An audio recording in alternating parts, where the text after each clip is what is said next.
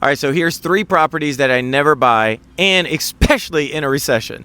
The first one is condos. So condos has unpredictable expenses dealing with any kind of expenses related to condos, especially here in Florida. Their HOA fees are going up, or always their fees in general are always going up. And so they could go from 200 to 400 in 1 year, and they could give whatever excuse they want. There's nothing you could do. You're stuck with it. Ask the people in Florida what's going on with that.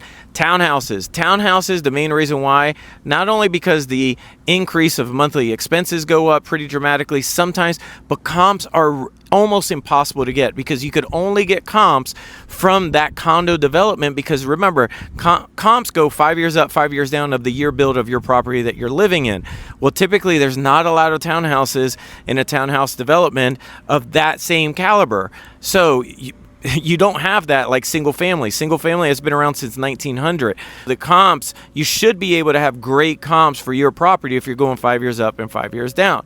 And then the other item that I always stay away from as well, and I'll give you an extra bonus, is anything pertaining to a land lease. If it's pertaining to a land lease, a manufactured home that you don't own the land, well, technically they don't even call that a manufactured home. You actually have to sell that as an RV, and you have to have a special license if you're in the state of Florida, which is similar to an RV license, because you should be able to roll that manufactured home off as well. So that's why anything with a land lease, they're only increasing, because what typically has happened is a lot of private equity groups have purchased those kind of properties, and they know they have almost like a mini monopoly, and they could just keep raising the price, and there's nothing that you can do about it. Typically in real estate, we call these the last homes. This is the last one, because typically people will just go in that property and then they'll be with Jesus or whoever they believe in until the very end. And that sucks, because that's just the way they just take advantage of it.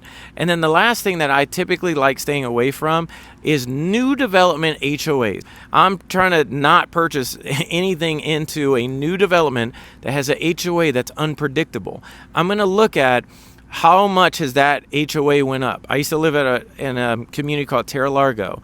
When I first bought in there in 2015, the HOA was $80. When I left there and had to sell it to other circumstances that was going on in my life, then that HOA fee was $380 a month.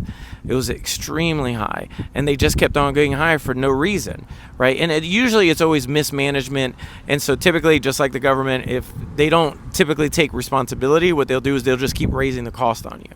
So those are the items that even in a recession, I always stay away from, which is, again, condos, because the unpredictability of expenses. Townhouses, they really don't have great comps. Land leases, again, unpredictability of expenses. And then even when it deals with the HOA fees that keep on raising in new developments, typically the old ones are pretty much staying right there when it deals with houses, if they're pretty low. Those are the 4 that I always think about, and this are the 4 types of properties or 3 types, but really 4, that even in a recession, I recommend staying away from. Now, if you own those type of properties, my biggest thing is don't be greedy on how much money you think you can make on the property. Just sell it for a fair price so you can get it, so you could sell it and move on, period. Those are the type of properties that I always look out for. Hopefully this helped, and if it did, my name is Franklin Cruz with TrueInvestors.com. You can leave a comment, share it, whatever you want. All right, thanks. Bye.